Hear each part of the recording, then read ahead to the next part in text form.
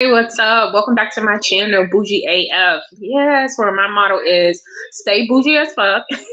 And I'm Jackie Nicole, and I'm just here to bring you some feminism with soul. All right, so I wanted to talk about who gave you the right, like in terms of like who makes someone the right person to be able to speak on something. And I'll tell y'all why what brought this up for me. I was listening to someone earlier today, and they were ending their life, and they were talking about supporting someone and making sure that somebody doesn't have malice or are not being malicious or spiteful or any of those things, right? He he talked about, like, just want to make sure you follow the right people, and I just immediately said, like, how do you know? How do you know if someone's being malicious or malice? Or have some malice in their heart, or they're not being spiteful about what they're doing in terms of like their message. How do you know that? And then I kept on thinking about it all morning long. I'm like, I'm going to do this video. I'm going to do this video. And so I kept thinking about, when you sit back and we listen to rap music, or when we listen to, or if you're on Clubhouse and you go into certain men's spaces and they call themselves incels and nixels and all that other stuff, or even like when I'm on YouTube and I'm watching videos, because one of the videos I was watching was Larry Reid. And let me tell you, I love me some Larry Reid. I think he's hilarious. I support, and I'm here for it. You get what I'm saying? Former pastor, I think he was, no longer in a church. And what he does is what I do, which is like be observant, have different opinions, be commentary, right? Provide his opinions on different things. He focuses on the gospel community in the church community, right? So what he says is that, he be hearing things like people drop him dimes and stuff like that. And he knows a lot of people, and he interviews reverends and pastors and singers and stuff in the gospel community. So he's a very well known person. If I had to think about it, he's like the TMZ of the gospel community. And so let me just play a little bit what he said, y'all. That I am on live right now for a few minutes. We'll try to hear this. Larry Reid live. Facebook. I need all of you guys to hit like, hit share. We're only going to talk about this one topic concerning Donnie McClurkin. Okay, now. And the Apostolic Church. Apostolic Church. New Orleans. And New Orleans. That's the title of it. Happened online. Thank you for typing the Reformation Experience. Well, I've been telling you guys for a long time, each and every one of you need to know the word that you are born for. My name, Larry Reid, aside from opening up the reading room and reading you like filth, and you need to be reading you like filth. Yes, God reads. He reads through me. God reads, and God reads through him. God reads, and God reads through him. And so, all right, so I tie that back into earlier listening to Kwame Brown talk about malicious and malice in the heart and stuff like that. And I'm like, who makes these the right people? And like I said, I love Larry Reid. I like what he does. I appreciate what he does. I take everything for what it is. For me, this is a gossip site. For me, this is a gossip site. For the fact of the matter is, you are putting people's information out, right? I know he talks about having, I'm sorry, every time I get on here, or maybe because I'm doing my makeup, my nose is itchy. But he's talked about having bad experiences with the church before. Sort of why he's probably like on the outs of it, but still in it type of feel of, that's what I get from it. And so he just like reports on it. Like, of course, he still believes in God and all that other stuff, but he's made a different path on how he's decided to express himself through blogging. You know what I mean? Commentary, his opinion. And I thought that was so interesting because does he have any malice in his heart? And I just ask this because there's a past experience with the church, and he's no longer a part of it like that. He kind of even doing this type of show. It's not if you are believing God, you would consider this gossip, and he should not be gossiping, right? He shouldn't have a massive following, Christian following, who of people who send him information about other people's business. Like, if you believe in it, you understand that none of this is supposed to be what you're supposed to do, right? You get that part of it, right? But because he believes he's probably anointed, right? And he believes that he has a gift and that he wants to share it with the rest of the world, that he feels like he's the one to do it. And I don't knock it. I want him to continue. Like, I want nothing but, like, I'm gonna watch. Like, it just is what it is. But he feels like he's a good person to give this word.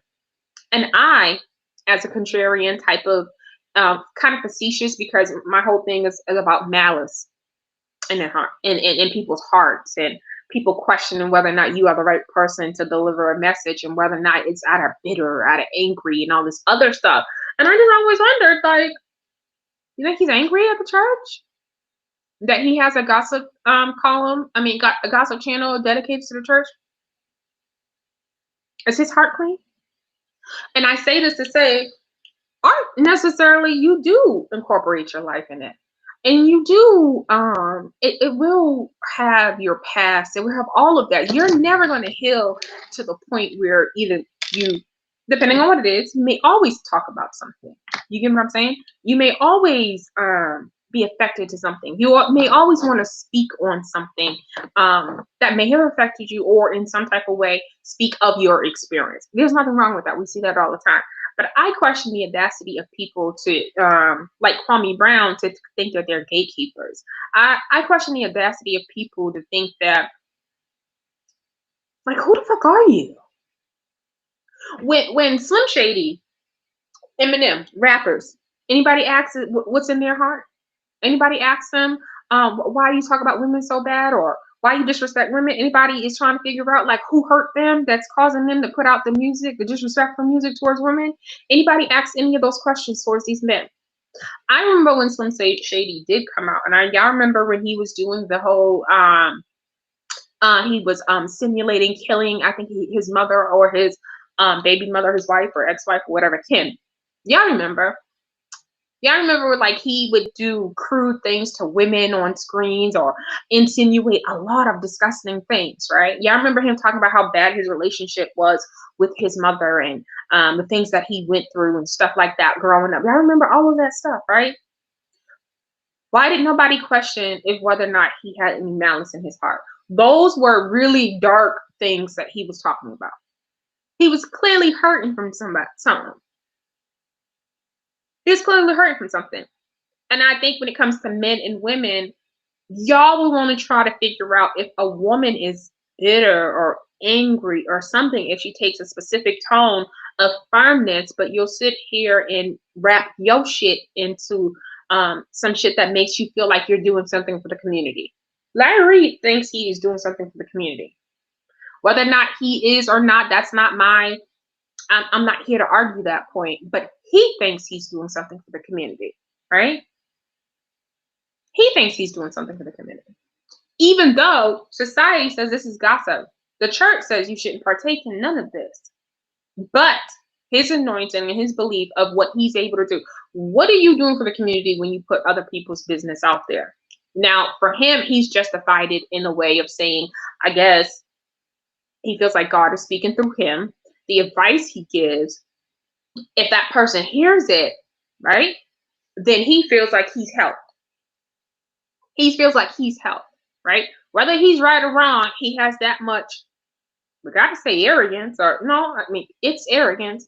He has that much arrogance, confidence, and all of that to feel like, I'm gonna give you some good sound advice that's gonna help the situation. So at the end of the day, yeah, I'm gossiping. Yeah, I'm telling you somebody else's business that ain't, my business, or I have gotten permission for. But these words I'm gonna give you, they're gonna change your life. So you don't even gotta worry about the fact that I'm doing something I shouldn't be doing, right? I ask, like, the audacity. But is it okay if someone says, I'm doing it because I believe God is talking to me and this is what I'm supposed to be doing, even though you're not supposed to be doing that in the first place? But what's up with the malice? Does he have malice in his heart when he does this? Has he fallen out with the church so bad that he's decided to be a part of the secular community and drag the church members and put all their business in the streets? Why are we not questioning that? I'm always confused about that, right? Taking it back to Kwame Brown and why we talk about him so much and why he's found this newfound success. And he's questioning Stephen A. Smith, right? Why were you at those colleges? Why were you at those high schools, right? That's a real question. Like, what's up with you? Why you seem so mad at other black successful men that you seem like you're trying to tear them down? That's what y'all narrative is. I'm just repeating it. I'm just repeating what y'all narrative is, right? Y'all narrative is that Stephen A. Smith, and I'm not saying I disagree or agree, but I'm just going to use it because we're talking about a thought pattern. And trying to figure out, I'm just trying to figure out why these men were never questioned, right? Their hearts. I'm trying to figure out these men's hearts were never questioned. You get what I'm saying? I'm trying to figure out why no one said, "Ooh, Stephen, you're going to another high school to talk about the Kwame? What is that bitterness? Like, are you mad because Kwame is going to the NBA? Like, what's up?" Nobody questioned his heart of whether or not he had malice or any of those things, right? 20 years later, Kwame Brown did 12. I'm sorry, yeah, 20 years later, he did 12 years in the league, said nothing, and now we're questioning what we should have always been questioning, right? Like, well, why are you spending so much time on this person? Why are you spending so much time? I'm not even gonna say we should have or whatever. It should have, hindsight 2020. We didn't know essentially everything about Michael Jordan's personality. I know everybody don't want to talk about it, but I mean, it feels like everybody wants to talk about Kwame Brown, but they want to then have separate conversation where they address like Michael Jordan. like, and then on the flip side, just paying attention to things like Michael hears his name being talked about, and then I think he just donated like $1 million for something, and it sort of felt like, is this your weird way of acknowledging that I didn't help somebody when I should have been helping? I was, you know what I mean? I couldn't put myself aside to help, or I couldn't see, I wasn't the type of leader that this person need, right? So, it felt like that donation, or I'm not gonna say just because of Kwame, but it felt very it felt very strategic for it to be announced around this time. That's what I will say. Because yeah, that's the elephant in the room. All right, looking back, right? But nobody questioned when Stephen A. Smith, or when Stephen A. Smith is on air, and from what people feel like he goes overboard, right? He does too much, all that other stuff. Nobody questions that. Nobody asks about the malice in his heart. I'm just trying to figure out why when women do it. I'm trying to figure why they bitter, why they're angry. Why is it that they can't get over things? Why is it that they're too emotional? Because I mean, we can play you rap songs of men. I mean, we just had Future not be able to get over the Lori Harvey and still rapping about her almost a year or two later, right? We still got that. I mean, we literally, I wanted to send a deceased and what is it? A deceased and desist letter to fucking Ray J because he couldn't stop talking about fucking Kim Kardashian at one point. It was just like, nigga, you hit it first. You hit it first. Okay, we know you hit it first. Like, you get what I'm saying? No, why nobody questioned his malice, his maliciousness, his bitterness? Nobody questioned that. What I did see is people keep giving him a platform to say whatever the fuck he wants. That's what I did see. Right? So like I said, who gets to say whatever they want? Who gets to do that? Who questions that? Who's the right person to speak? Everybody got a story. Everybody got a story. I mean, even if you look at what Kwame is doing about finally speaking up, someone can interpret that, okay, you got malice in your heart. You just angry because how they've been talking about you all these years. Do you no longer have a right to spread your word? I'm just saying. I am just saying. When we see men talk about violence against women and they're okay with it, and they rap about it, they rap about disrespecting women. Nobody questions this. It is legit considered normal for a man to walk around here bitter and emotional and all over the place. It is okay. It is expected that there's more time needed. It is normalized men being malicious, bitter. That shit is normalized. But the minute that a woman does it, the minute she's angry, she's scorned, she's all these things. I know a man. I know several men, but I know I know a man. If you get him mad enough, you make him feel like you played with his heart. For him, that's a good enough reason for him to put his hands on you. I need to understand malice and bitter, or why is this behavior so accepted? I need to understand that a little bit more. That's where I'm at with it. So I'm gonna finish my makeup. I'm more, sit and listen to a little bit more Larry Reid. What else was something else that I wanted to talk about? I've been watching that new show Encore. I really like it. I really like that show Encore. I really do. And I didn't think it was gonna be good. I remember I seen Carlos King on Instagram, and he was like, "Oh, make sure y'all check out." He was working in them comments. Make sure y'all check it out. Make sure you check it out. And so I think I started seeing clips this week, and it was clips of someone talking about Keely, someone putting Keely in her place, and I said, "Baby, I believe everything." Well, I believed it before that. What's her name? The other girl from 3LW, the dark skin one, Tasha. Tasha, right? Now, what's that girl real name? That's a shame when someone's character, like, cause Walona will always be like Walona. Penny will, you know what I'm saying? Like, what is Tasha's real name?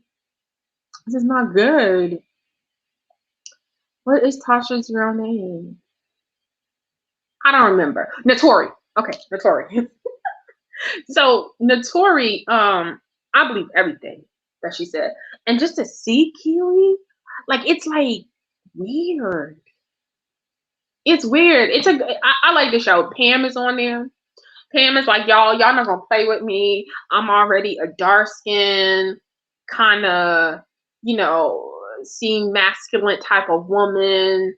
You're not gonna be rubbing on my knee and leg. I already got people thinking things.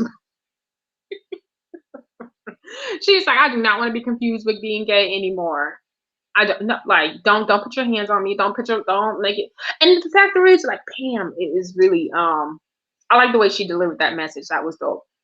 Who else was on that group? The 702 sisters, Lamisha and Irish is on there. And I'm not trying to say anything mean about them, because I love all, like, especially the old school ones, like, because that's my music era. 702, Total, even though I'm still young, but like high school, but Total.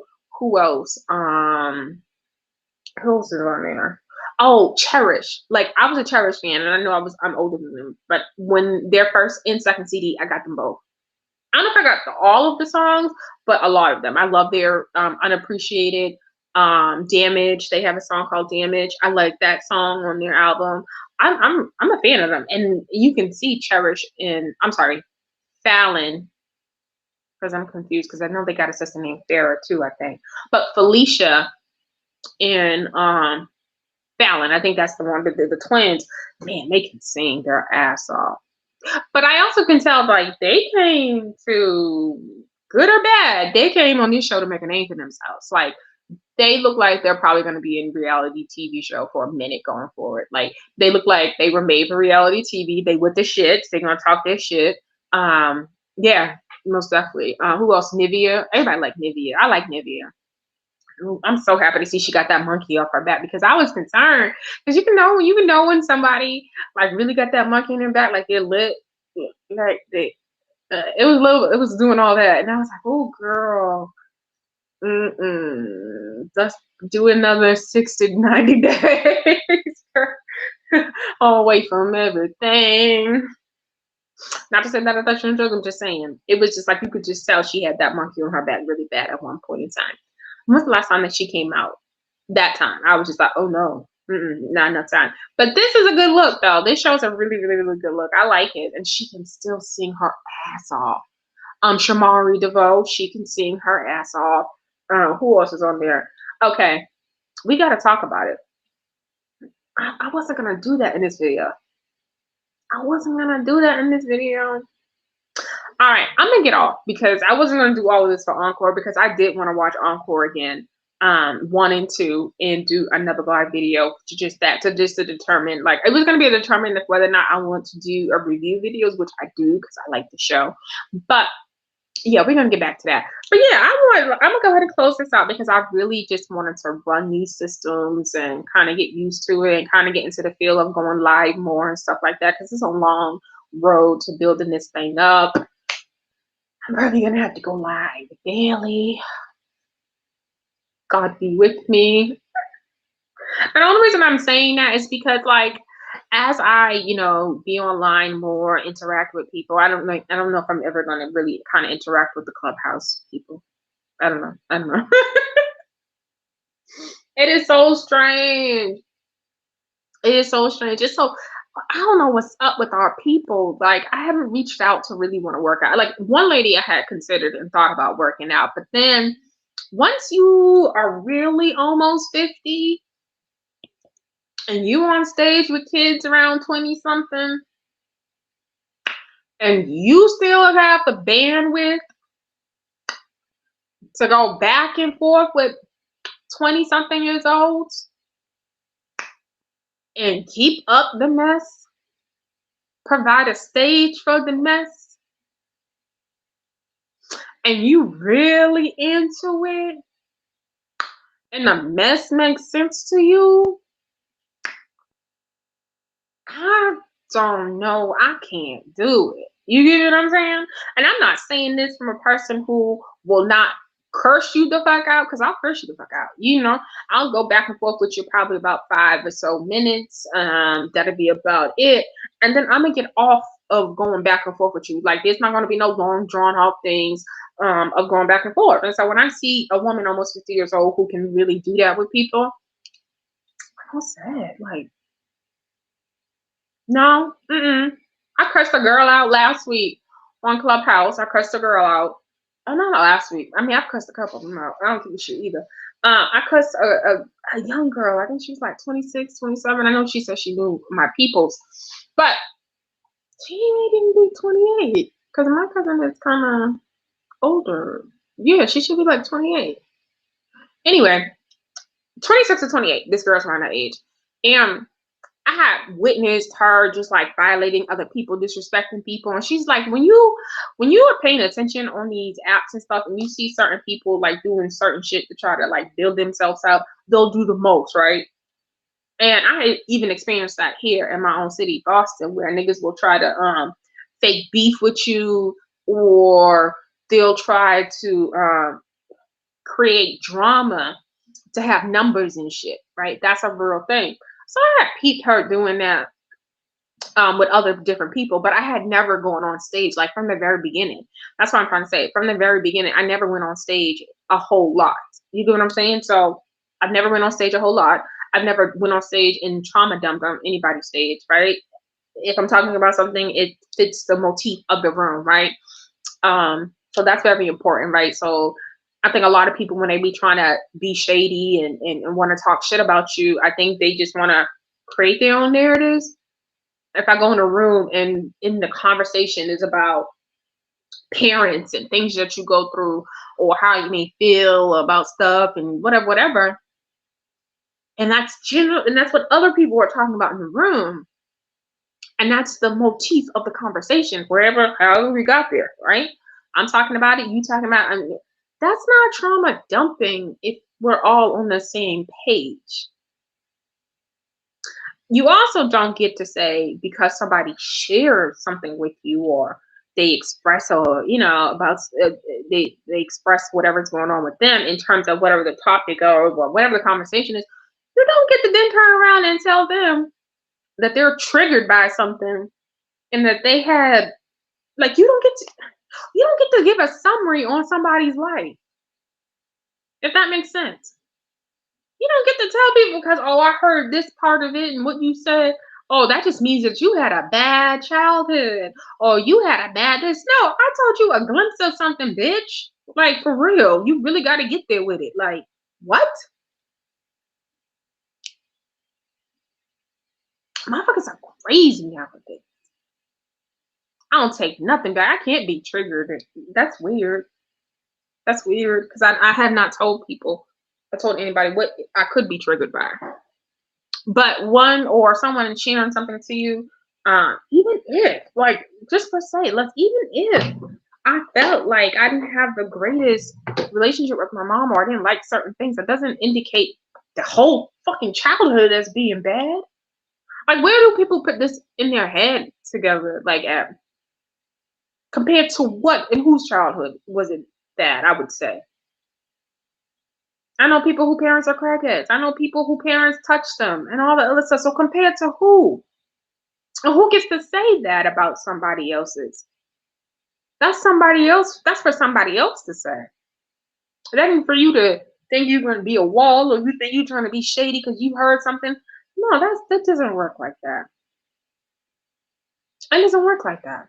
That's like you can make a false assumption or you met someone and they're like, oh yeah, I've been in foster care all my life. My parents kind of didn't have their shit together, and you immediately you jump to the conclusion that oh that means that they've had a bad life.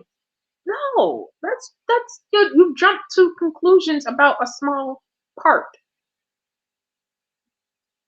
Even in my frustrations or aggravations about certain things in my life, I could never um, discount the entire experience. So I think sometimes people are looking for you to be broken or looking for an excuse to label you and box you. Like, I've learned so much over the past year or so, it's been ridiculous. Like spending time in a neuroscience room and learning about autism and the spectrums and the different things and doing a whole bunch of reading. Just because I sit in rooms, don't necessarily even think um just because I sit in certain rooms doesn't mean I agree. And that's the ignorance of a lot of people. When you talk about Clubhouse, if you're not on Clubhouse, check it out.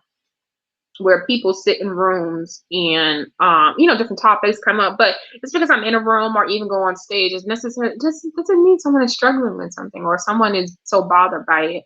But it also doesn't mean that someone agrees with everything that is being said or even the room. I can't converse with people who want to jump to those conclusions about things. They're not open and stuff like that. All right, my nose is itchy. I think it's because I put all that primer on there, and so now it's just itchy. And y'all just gotta deal with that. I ain't digging up my nose. I'm just scratching the top of my nose because it's itchy. Because that primer. But yeah. What was I saying about the room? I think sometimes people just think because you're in there that you just believe everything, and that's just not the case. That's just not the case for me. I'm gonna be everywhere listening to everything. And that's just that. I may give my opinion, but it necessarily doesn't mean that I agree with it. And that's the hard thing about being on Clubhouse. So, okay, back to this girl. So I cussed a bitch out. I think I've cussed out too. Wait, I've cussed out her and her friend. I'm trying to think of who else. I think there's a guy who I cursed out. And there was a girl who it wasn't a curse out, but it was just like whatever. Like I'm not doing this. Like it wasn't even a curse. I was like she just like didn't like my opinion, and then she just like kicked me out the off the stage or something like that. And like for me, I'm a grown ass woman. This is going back to the woman who I thought I would, was going to work with. I don't have time to go. I don't have time to go back and forth. You treat me a certain way, I'll be done with you. Like I really don't. It'd be nothing. It's nothing. It's nothing. But anyway, but yeah, that's been my experience. I kind of lost my way a little bit on that one. I'm not quite sure. Because I know I was telling y'all about being in certain rooms and certain topics and okay. So people try to use certain things or hear you talk about certain things and then try to label you a certain way. You ain't gonna label me. I'm really smart. Like I don't give a fuck. Like I'm really open about myself and things like my life in a way. You know what I mean? In a way. I'm to the point where I'm self-aware. Like I know I'm on live, I'm talking, I'm putting certain things out. So certain people are hearing certain things. What does that do? I mean, I can't be triggered by like my own shit. I'm comfortable with my own shit. Even if you think you know something about me and my relationships with other people in my life, I'm comfortable with that because I know it ain't got shit to do with me. I know their hangups and their issues ain't got shit to do with me. So I be real comfortable in that shit too. I do. All right. I do want to finish why I cussed this little girl out or cussing her out or why did I bring up cussing her out? This is helping my nose, y'all. She was just disrespectful. I don't really quite remember.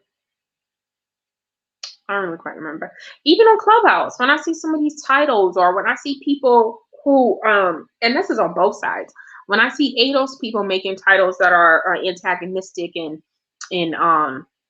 mean or just nasty towards other different members. I'm not even gonna call out names. Well, I have to, but Africans or the Jewish community, like when I see those type of titles, does anybody ask what's up with the malice in their heart?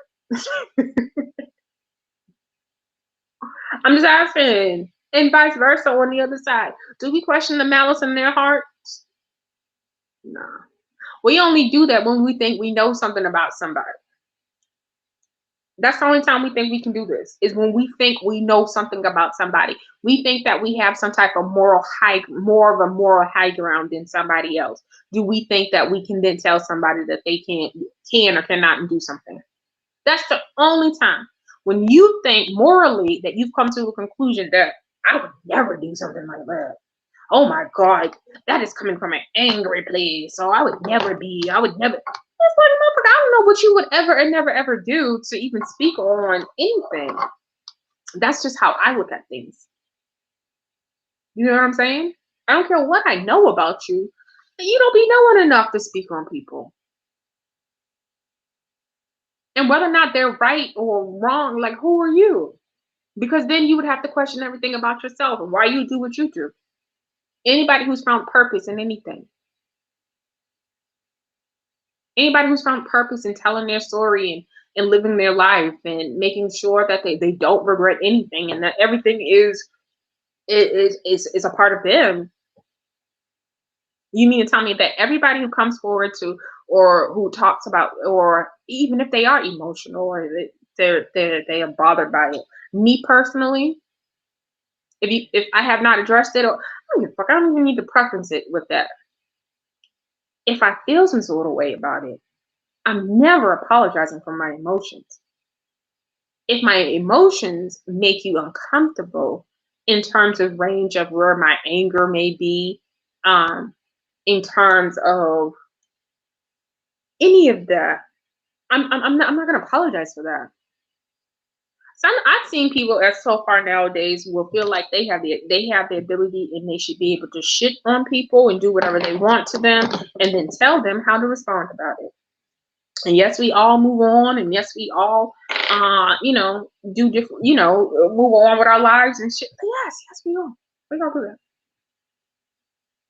We most definitely all do that, but what we don't get to do is just tell somebody else how they get to deal with whatever that they're going through. And I think I take the most offense to that. Because then I'm like, who the fuck do you think you are? Because of life and you gotta, people are gonna do shit to you and stuff like that, and you have to either learn to deal with it and move on. But who the fuck do you think you are to tell somebody how to deal with it? And I think that goes back to cancel culture and people feeling like they have the right to tell people how to behave to their own standards. I'm not living for nobody else. If I disappoint you in a part of me doing what's best for me, and you are disappointed in what I do because it may not fit some type of morality that you got going on because you feel like you are morally a better person than somebody, I don't care about that either. I will not be governed by other people's religion, other people's other people's ideology for their own life. Like whatever you believe in for your own life, you will not govern me with that. You will not project that off on me. You will just respect it. You can respect somebody to the point where I agree to disagree. I wouldn't quite do that myself, but that's not my life. That's not my place. And that's where it comes to people just not knowing how to stay in their place. it's not your place to figure out or try to figure out if someone's being malicious or malice or any of those things. If they are deciding to deliver a message or talk about things, that's not your place to do that. Who the fuck do you think you are? You think you morally better than somebody to tell them that they have the right to do something because you wouldn't? There's a whole fucking shitload of shit that I wouldn't do. What does that mean? Because by your definition, that would mean that because I wouldn't do it, I'm able to tell you not to do it. Right? If I sit and listen to people try to tell other people what they should and should not do, that means that I should be able to tell you, based on me not doing it, to do what not to do something. I have the right to do that because I wouldn't do that. But then you would look at me like, who the fuck are you? Right? You would wonder who made me king. Right? You would say, you're not stopping me. You would feel that way. So when I hear people think that morally they got a high ground, no, that's not how that works. That's not how that works. That's not how that works. Because if anybody went back and looked in anybody's past and the things that nobody wants to know, the new people in their life to know, you wouldn't be sitting up so proper like and thinking that your shit don't stink. Or you wouldn't be sitting up so proper like thinking that you have authority to speak and tell people what to do if we were talking about your shit. You know what I'm saying? You know what I'm saying? If it was your shit. If we went back and looked at your shit to see where morally where we at in life, I'm good. I know I'm going to heaven. You know what I'm saying? I know what I have done. I know what I haven't. I know who I've been. I know people talk a lot about people and say how they're a bad person, but I promise you, when you get down to it, or you get down to the actual facts of knowing somebody or being around somebody, nothing about my real life supports some of the shit that people say. And that's a fact.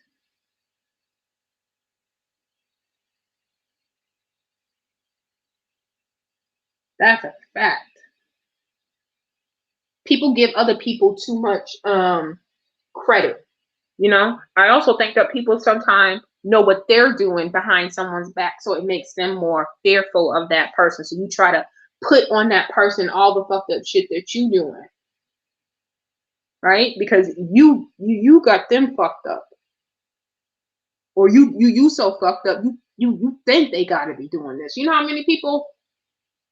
You know how many people I know is so mad at me because I won't co-sign their lie that they tell about me. It be so bad, niggas be like, I just don't, she make me uncomfortable. I know the truth do make you unfucking comfortable. I would be uncomfortable too in my presence. Cause baby, I ain't never had to walk nothing back.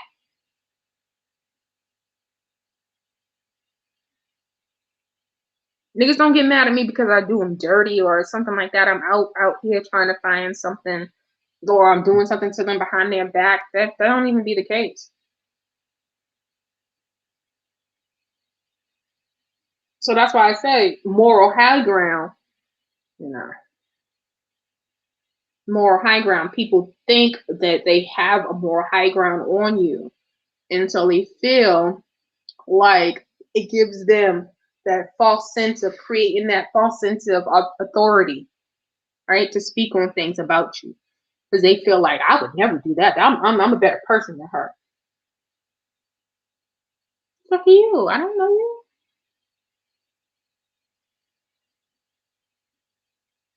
Don't nobody on this earth make me feel. That's why I thought niggas really had it. Actually, thought niggas had it fucked up when oh, what was I just about to say?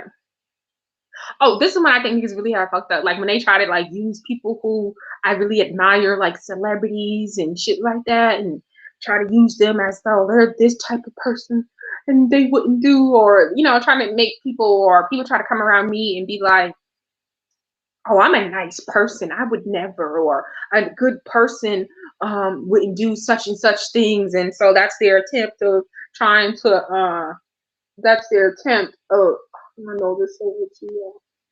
That's their attempt. I'm not gonna put the rest of this makeup. I'm just gonna put this foundation on, because I'm gonna sit here and scratch my nose. um, but I think that's their attempt to what was I saying? Oh, I would never do that. That's not how I was raised. Y'all ever see niggas who do that? Like when when niggas want to try to call you out or want to try to hold you responsible for something or think that they morally or at a different height. Oh, that's not how I was raised. That's not the proper way to do things. And I'm like, well, bitch, you spreading your legs all over the place. That wasn't how I was raised. I want the proper way to do things. No, I'm being completely honest. Like, right? So do I now have the moral high ground to tell you that because I wouldn't do that? Let's be honest. Like, people don't want to be honest, right? You don't want to be honest. I should have the moral ground to call females out that don't behave and do ratchet and hoish shit. I should be able to call you out because I wasn't raised like that.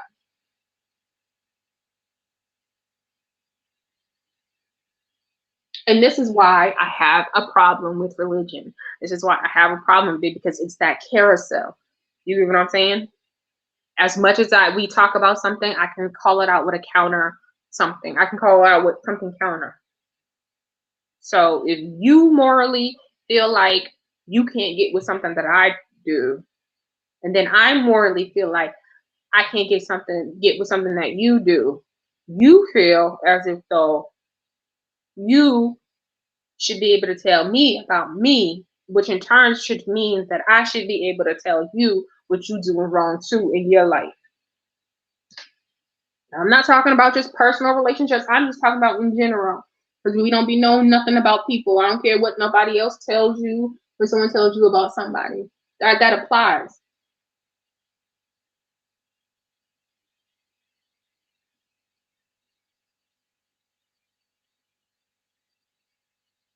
That applies.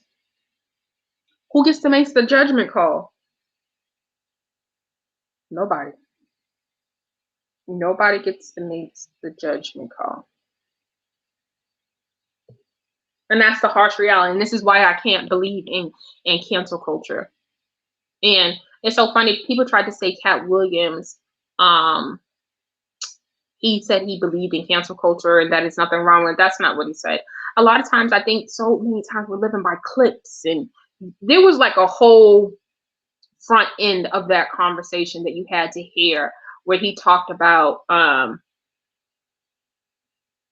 there was the way he preferenced saying that he felt like there was nothing wrong with it. He made sure to say, I don't believe the wrong people, if you in terms of you want to think about cancel culture, right? That the wrong people get canceled. That's what he said, right? And what he meant by that, this is just me, what I felt like he meant, it's not something that happens to just any and everyone because somebody or a few people or people disagree with what you're saying. No. Cancel culture ultimately happens when people don't buy your albums or don't come to your shows and all that other stuff. Don't physically like support you. Not just because they get on Twitter and they hashtag how they're not going to support you when they actually do, right? He's saying they've never been wrong in that case, right? And so that is something completely different than saying that he said he's okay with cancel culture. That's not what he said. He said he's never seen it happen where it wasn't justified.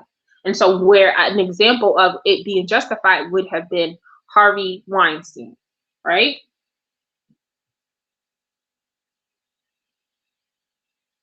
Pray for these eyebrows. Pray for these eyebrows. Pray I get them to look something similar. Let's pray for these eyebrows. It just be a whole fucking let's just pray. Let's just hope it come out right when it comes to these fucking eyebrows. That's all it be. But that's what Cat Williams would say with cancel culture. And I agree with him. I agree with that. I agree with that. It's never happened to someone who didn't deserve it. I'm not gonna say never because there's always exceptions to the rules. But Monique would be one of those people when they canceled her, she did not deserve it. But that's the parameter. That's because a lie has been told, right? So when a lie has been told, that's a little different because ultimately people thought they were canceling someone or something. They weren't showing up for someone over something that they felt to be credible, right? So yeah, I think she's probably one of the only people I feel that I feel cancel culture gotten that they shouldn't have gotten. I can't think of anybody else recently in terms of what social media is that got canceled, that wrongfully got canceled. And if you do, please let me know, comment. But I can't think of anybody that got canceled that shouldn't have. Oh God, pray for these eyebrows. Pray for these eyebrows. Pray for these eyebrows. I'm losing. I'm losing bad too. Pray for these eyebrows. See, this is why I don't do this shit that much. Shit. If I really walk around with a face full of makeup, these bitches will really be mad. They better be glad I just let them breathe on the regular days. That's a fact.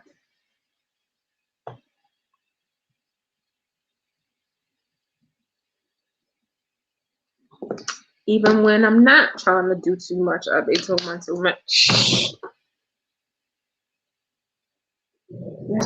Right here. Yeah, I'm trying right now. Yeah, pray for these eyebrows. Pray for these eyebrows.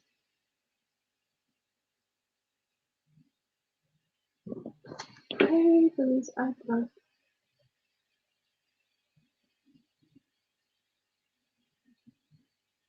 God, y'all, I don't think this one gonna make it. I'm trying. I don't think this eyebrow's gonna make it, y'all. I don't think this eyebrow gonna make it. It's not gonna make it. It's not gonna make it.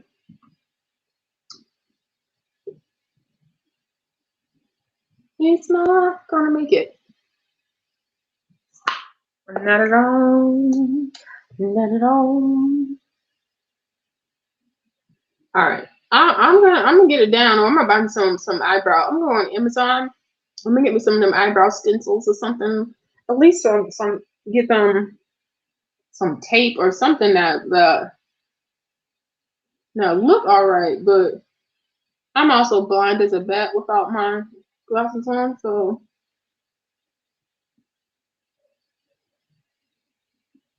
Okay. Pray for these eyebrows. See, I don't like these big ass eyebrows. I can't take this shit. Yeah. They're just so big. It's not my face. I don't like that. That's just not my thing. That's not my thing at all. But yeah, nobody has the right to tell or cancel anybody. But those are my thoughts, and that's my thoughts on cancel culture. I think at the end of the day, if you feel like somebody's delivering a message that because morally you in your delusional ass head think you have a moral high ground than most people or other people, and you feel like this person should not have a platform, I don't think anybody has a right to do that. I think you have the right to change channels. I think you have the right to keep on fucking scrolling. I think you have the right to not pull somebody's shit up, right? And to make yourself feel bullied. That's what the fuck I think you have the right. I will never sit up here and say that I feel bullied by shit that I pull up. I just can't do that, right? Or even if somebody's content or shit that they do on their page bothers me, yeah, I'm gonna be bothered for a hot second, but I wouldn't pull that shit up to be bothered.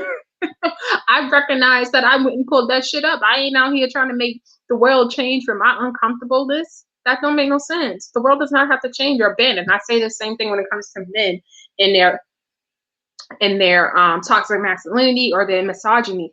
Keep that shit in your house. I don't have to bend for that shit and publicly.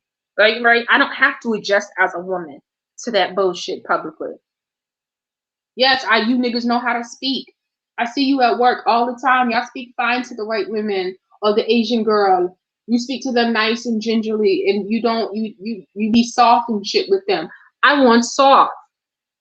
If a black man can't speak to me the same way he speaks to a white man or Asian a woman, I'm sorry, a white woman or Asian woman or however they treat Spanish women, like if I can't get that from you, I don't have to be in conversation. I don't have to be in community. Um, I don't have to respect you. No, because y'all know how to speak to women that you the way y'all know how to speak to the women you want the way you want. So which means you know how to do it. So it doesn't mean by nature black men, this is just how black men are, or this is just how men are in general. No, this is just how you choose to be. And I won't say all because I'm not that girl, but if I have to correct one person or one man to say something, I'm gonna do that. And that's not tearing down the whole fucking black community. What? Niggas don't be good for the community, doing anything in the community, have found a way to make their way to think that the way they make money is doing something for the community because you give back occasionally. And this is that shit where I was talking about people will layer their shit in some bullshit and don't know it's still bullshit. Larry Reed is still a gossiper and he's doing it in the name of Christ. But you can't get away from the fact that that is still gossip. A drug dealer in your community causing violence or just putting drugs in the community is still harmful to your fucking community. There's no getting away. Like there's no like you can't say because one person is going to be able to they have a means, right? Like to make money that it takes away from it being also an issue. No, you can't do that.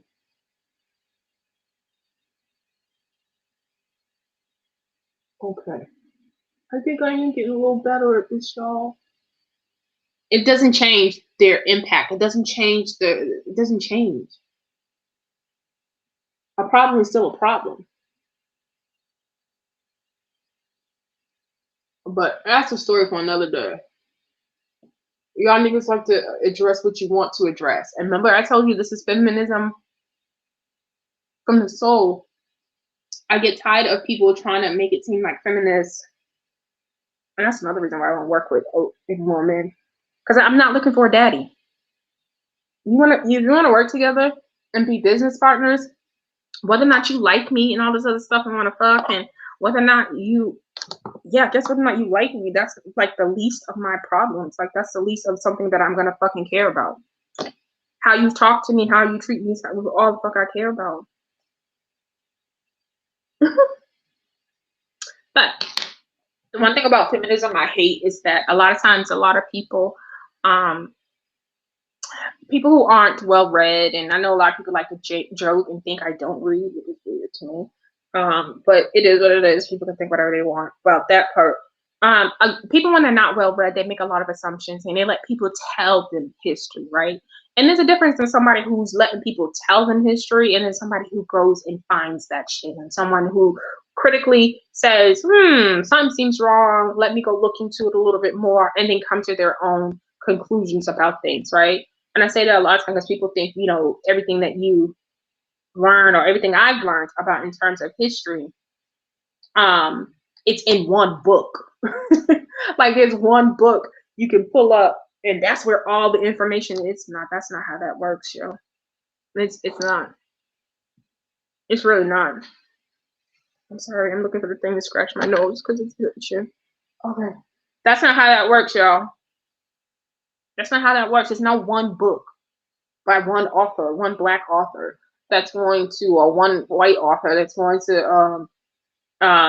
to give you an in-depth perspective about different topics. It's just one book. I literally will come across something and I go and do the research based off of that. I go break that down. Like even in terms of like music history, I'll be wanting to know where different elements of music comes from, where it originates from. I go fucking that shit up. And then I start to put it together like a puzzle and see how things feed off of each other and how things are influence off of each other. Like that's my brain pattern mentally. I grew up, yeah, I did, yeah. That's my brain pattern. So it comes from self. I don't think that critical race theory and everything that they're talking about and things being taught in schools, that most definitely needs to be changed, or it needs to be more accurate, that we do teach the right history. But I have to be 100% in saying, because of our school schedules and how school is in the United States, there's no, how much time that you would need to teach people all of that shit. Like, even thinking about the shit that I know, it takes a long time. But it's not about thinking that a school or one person or one thing should be able to provide you all of the information. You have to have the desire to want to go get it. You have to have the desire to critically think about things and then go back and piece it together. So when it came to feminism, right? And it was so like, I'd always been like, I don't even like, it wasn't nothing I was hiding or anything like that. It just, if you know me, you know me. Like, so I don't feel like I need to announce something. And plus, depending on which social circle I may be around, it's going to be too misunderstood. And I'm never going to, it's going to be too misunderstood, right? Depending on what social circle I'm around, because you'll have niggas, and I'm being clear about what I said.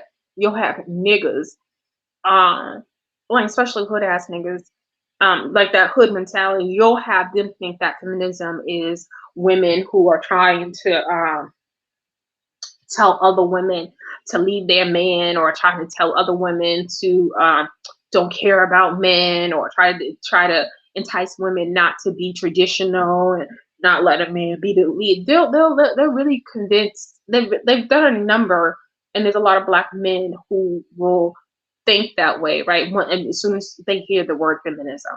And I think a lot of that has to do with the images that were fed to people about the 60s and 70s feminist movement, where at the time it was about women finding their own identity and becoming their own person. That is a very scary thing for, I think, black men, because when you sit around and you look around at the oppression in our community, now if you have a message that you, I'm just saying you as a black man, think is intended for breaking down the most important thing in the black community, which is the black family, right? If you think that there's some ideology that goes against that, then you're gonna jump on it, and you're gonna be, of course, against it, because it kind of goes against your core principle of like the black family being the most important, the most important, the most important, in the black community, right? You're gonna think that, and you're gonna be against it. I am a feminist and think that the black family is the number one most important thing in the community. And it's so weird, because it's like, this is how I know that a lot of people have not done enough research, and you don't do enough questions. You do it all types of assuming and make an ass out of yourself. But even outside in Clubhouse, and I've heard numerous people. I've heard numerous people talk about, white feminists, and that's that movement from the 60s and 70s. And I've heard people try to quote how black women, we were just a better community when we weren't trying to straighten our hair, and we kept it natural and stuff like that. And he said that came from the feminist movement. And people will try to put all types of shit in there just to say it's the feminist movement. Now, not just to mention that I think Madam C.J. Walker, I don't have it up right here, but her time period that she was around on these streets was around 1868, maybe even early 1900s. I think Madam C.J. Walker was out here straightening our hair. So for the sake of this nigga's argument in this discussion, and why black women are feminists and going against the black families because we want to straighten our hair and be like white women, we had already been doing it before this came along. But he only recognizes it here because it fits his narrative, right? And that's what happens with people who don't have the history to be able to actually put it all together. Feminism for me, and I shared a couple days ago an article. It started with Harriet Tubman. That's it. It started with Harriet Tubman. If you go back and if you listen to a lot of people, what people think feminism is, which seems to be, right, a woman her. It seems to be a woman who kind of operates. Oh, cause that's the thing is, cause I'm so girly. I'm so fucking girly. This is crazy. But it seems to be society feels like a feminist is somebody who operates in masculine energy, right? And that means to me, from what I gather, she kind of operates in outside of what feudalism and all of that is in terms of like a woman being in the home, being feminine, not necessarily doing the things that a man would do. And back in the day, that would mean, and this is why history is everything, and context and putting things in order is everything. Back in the day, what that meant at some point in time, this is before 1950, and you know, that Gloria Steinem, that feminist movement, this is before then. Before then, it was perceived, right? Society was set up in the world, and technology is what it is now, but it was never that back then, that men had a specific role that could only be done by men because of anatomy and all this other stuff. Like men are stronger, they are hunters, they were all this stuff, right? So because of that, certain jobs over the years and certain things got designated to being a man's job. And so when you have, like, even when you think about professions, right? Because you can't even think about it. Like, you can't even imagine, right? But certain professions like a doctor, like a lawyer, a politician, those were professions that were thought to be masculine type of professions that were designated for men. And so when society develops to the point that we are at now, where more and more women are doing things that were perceived to be man roles, that a lot of times that those women sometimes are looked at to be as feminists, right?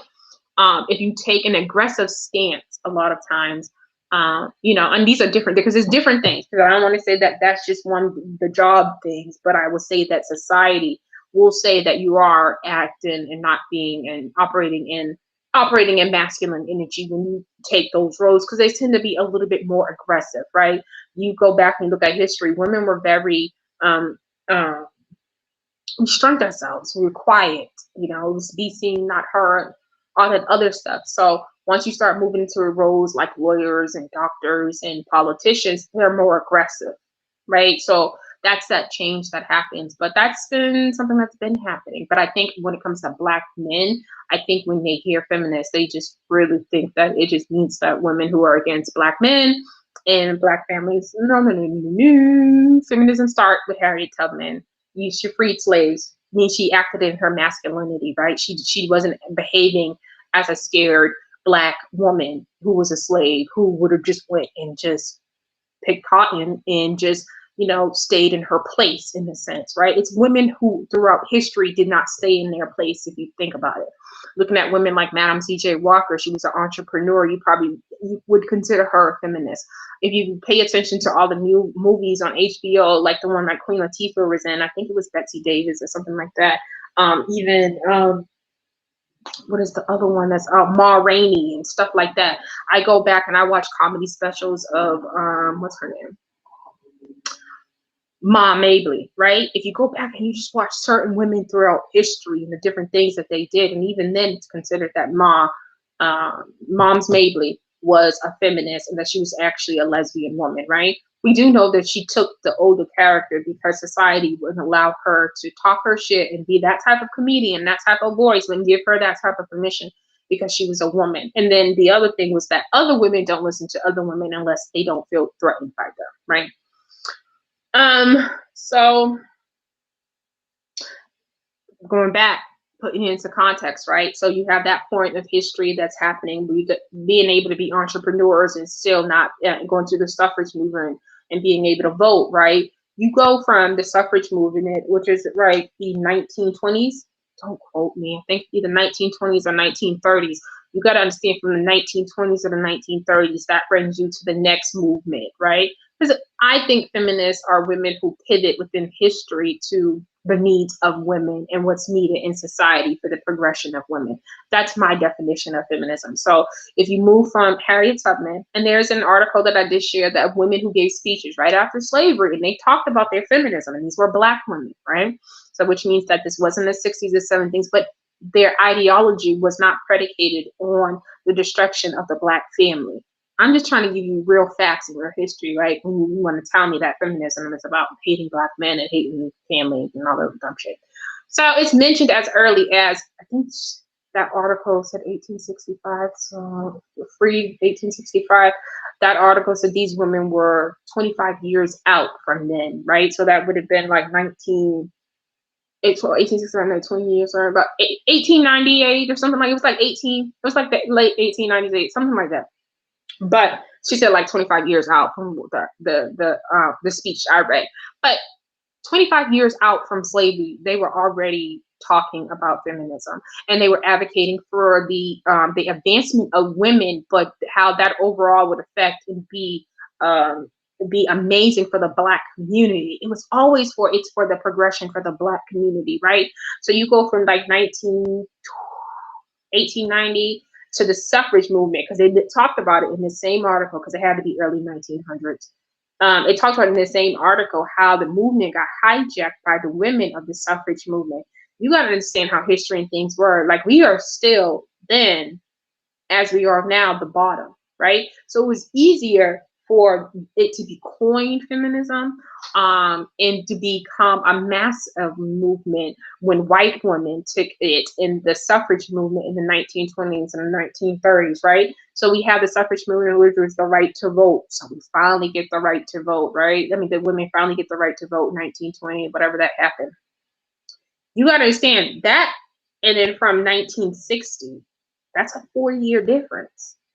That's a 40-year difference. 1960, 1970, with Gloria Steinem and them were doing their thing. That's a 40-year type of difference. Maybe 50-year type of difference. So we went from finally being able to vote to 50 years later saying, hey, we actually also, right? We're talking about things that have happened like World War II. We're talking about the Industrial Revolution. We're talking about like just an advancement in society. We actually also need to go to work. That's 1970s, 1960s. That's that movement. So where you say you see a white movement that was dedicated, or to, in terms of how y'all see it in y'all head, about tearing down the Black community, how? The message has never been geared at tearing down family or even taking women out of the home. It was most definitely geared in, when you are making a change, it be bold, you're gonna burn some broads, you're gonna tell them, get up off me.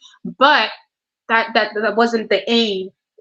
The aim wasn't the Black community. If that makes sense. It was progression towards the progression for women. I think when people scapegoatism, look for someone to blame. I think when people are looking for someone to blame and all that other shit, or someone to blame, or someone to someone to blame. I think that's what they do when it comes to feminism. They want to find something else. Why are women for Black men? Why women are not behaving? For them, it's because of feminism. How dare you want progression in your life? And how dare you want to go to work and be treated a certain way? How dare you want the same rights as we have in society, right?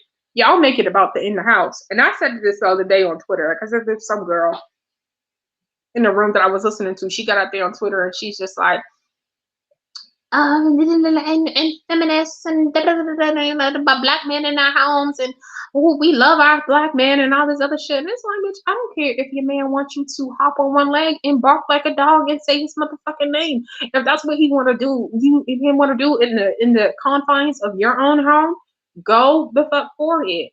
I'm talking about when that nigga opens that door to go out them steps and come to work, or he has to interact with me in social settings. I want him to keep that energy he has with you with fucking you. That's all I want. That's all I want. Sis. Hop on one leg, bark. I don't give a fuck. And that's my feminism. Y'all make it about family, and it's just really not. Yeah, it's really not. Yeah. If we're gonna ask kids, I think we should be able to call the police and they come get you, and there'll be laws, and people just don't look away to violence against women. I think that's where feminism covers that part of it. I mean, in terms of like when you talk about like what goes on in the home. Yeah, we protect that, our safety. But why is that? Why is that? Why is that? Why would you be threatened by that? Why would you be threatened by women being able to have success in general? And that's the scary part. That's the scary part. Either you getting it or I'm getting it. That should not be something that a black man should be scared about. Either you're getting it or I'm getting it. Like in terms of success. But feminism does not get in the way of us achieving. Of us achieving. Like that's weird. That's weird that black men would feel like, hey, women, slow down, y'all too hot, y'all doing too much, y'all showing us up. Don't do too much. That's what it sounds like. It sounds like y'all telling women don't do too much. Like chill, little mama. Let me get mine. Let me eat first out here, and then y'all can come. That's what it sounds like. That's why I'm never gonna go to a country ran by all just black people. I'm all set. And I stand by that shit. Because there's no reason progression of women should make black men feel like this. It shouldn't. That's insecurity within yourself when you're projected. That's that y'all want us to, walk with y'all, what y'all cotton pile in our cotton pile. That's what y'all want. Y'all want us to have double the trauma, the oppression. We dealing with the shit too. But that's all I got. Let me get off here because I had some actually pre-recorded videos I wanted to. And I want to sit here, scratch my fucking nose, and finish my makeup because I don't know what I'm gonna do with these eyebrows. But I'll finish my makeup, make some videos, and that's that. I think I started this morning because I have to get on live more and more and more. I don't know what I'm gonna start doing when I start getting these comments and shit. I'm pretty good with not like ignoring bullshit. Okay, so if you go comment and you think you want to troll me, it's gonna be a whole bunch of like, okay, like blog, bye, like. And that's the other thing that I was telling y'all about the older lady on the Clubhouse, halfway to 50, almost to 50, and going back and forth with the girls and stuff like that. I can't do it. I don't got the attention span to do that shit. But that carries over into like my real life. That carries over into like comments and all this other stuff. I'm not going back and forth in comments and stuff with people. I'll do two, 3 exchanges with you at most. You get what I'm saying?